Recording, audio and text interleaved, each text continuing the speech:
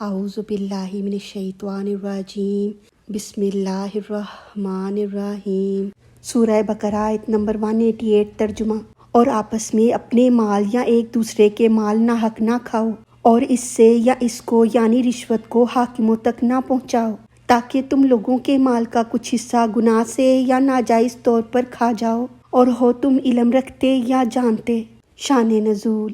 ابدان حضرمی اور امراء القیس کندی میں کچھ زمین کے متعلق جھگڑا تھا۔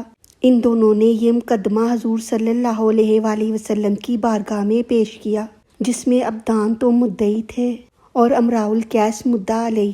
ابدان کے پاس کوئی گواہ نہ تھا، تب امراء القیس کو قسم کا حکم ہوا۔ اس موقع پر حضور صلی اللہ علیہ وآلہ وسلم نے سورہ آل عمران کی یہ آیت پڑھی۔ سورہ آل عمران آیت نمبر 77 ترجمہ۔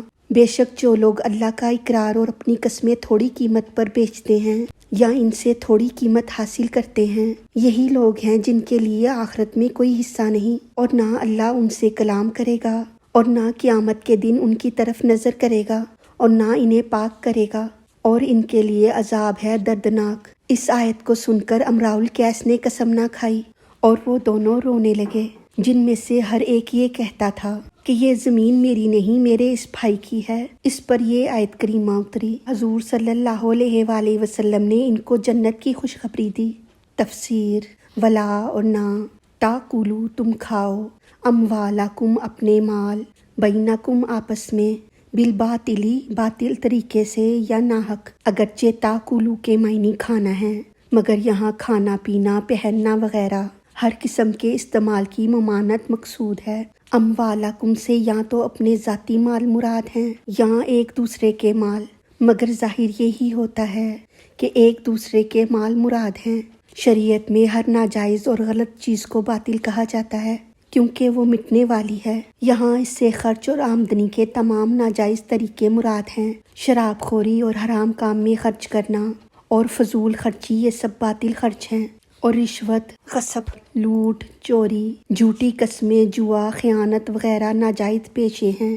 یہ سب باطل آمدنیاں ہیں، یعنی نہ تو تم اپنے مال غلط طریقے سے خرچ کرو، اور نہ آپس میں ایک دوسرے کے مال ناجائز طریقے سے حاصل کر کے استعمال کرو۔ وَتُدْلُوا اور نہ پہنچاؤ یا نہ لے جاؤ، بِہَا اس کو یا اس سے، إِلَى الْحُكَّامِ حاکموں تک یا طرف حاکموں کی۔ یہاں اس سے مراد مقدمہ لے جانا ہے، کیونکہ اس کے ذریعے مال حاصل کیا جاتا ہے کہ پہلے مال رشوت کے طور پر حاکموں کو پیش کیا جاتا ہے، اور پھر اس رشوت کے ذریعے مال حاصل ہوتا ہے یا غلط مقدمہ جیتا جاتا ہے، یعنی مال کے غلط مقدمات حکام کے پاس نہ لے جاؤ۔ حکام سے یا تو شرعی قاضی مراد ہیں اور یا ظالم حکام۔ لِتَأْكُلُوا تاکہ تم کھاؤ، فریقاً کوئی حصہ، من اموال الناس لوگوں کے مال سے۔ یہاں کھانے سے مراد لے لینا ہے، یعنی کسی کے مال کا کچھ حصہ لے لینا، کیونکہ مقدمات میں مقابل کا سارا مال نہیں لیا جاتا، بلکہ بقدر دعویٰ مال پر ہی قبضہ کیا جاتا ہے۔ یعنی حکام کے پاس مال کے جھوٹے مقدمے اس لیے نہ لے جاؤ کہ حکام کو رشوتیں وغیرہ دے کر لوگوں کا کچھ مال کھا جاؤ، بالاسم گناہ سے یا ناجائز طور پر۔ اس سے جھوٹی گواہی، جھوٹی قسم، جھوٹے مقدمے کی پیروی، غرض یہ کہ ہر طرح کی ناجائز بات مراد ہے۔ وَأَنْتُمْ اور ہو تم، تعلمون جانتے، یعنی تم اپنا جھوٹا ہونا اور مقدمے کا غلط ہونا جانتے ہوئے ایسے معاملات حکام کے پاس نہ لے جاؤ۔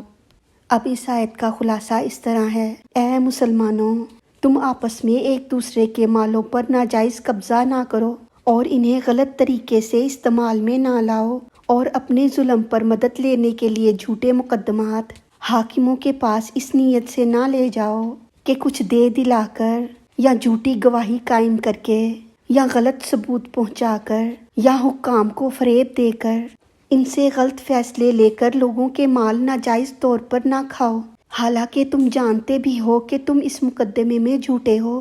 بعض لوگوں کے حکمرانوں سے، عدالتوں سے، ججوں سے تعلقات ہوتے ہیں، وہ ان تعلقات کا ناجائز فائدہ اٹھا کر لوگوں کے مالوں پر قبضہ کر لیتے ہیں، یا بعض لوگ زبان کے تیز ہوتے ہیں اور وہ اپنی زبان کی تیزی سے ناجائز فائدہ اٹھا لیتے ہیں کہ ایسے لوگ حق پر نہ بھی ہوں تو بھی وہ تیز زبانی سے منوا لیتے ہیں کہ وہ حق پر ہیں۔ مال دو طرح کے ہوتے ہیں، ایک مال وقف عام ہے، اس میں کسی کو حق نہیں کہ وہ کسی دوسرے کو روکے، جیسے سورج کی تپش، اس کی دھوپ، ہوا یا بارش، کہ یہ چیزیں ہر انسان ہر ذی روح کے لیے ہیں۔ اور دوسرا مال وہ ہے جس میں انسان کو ملکیت کا حق دیا جاتا ہے۔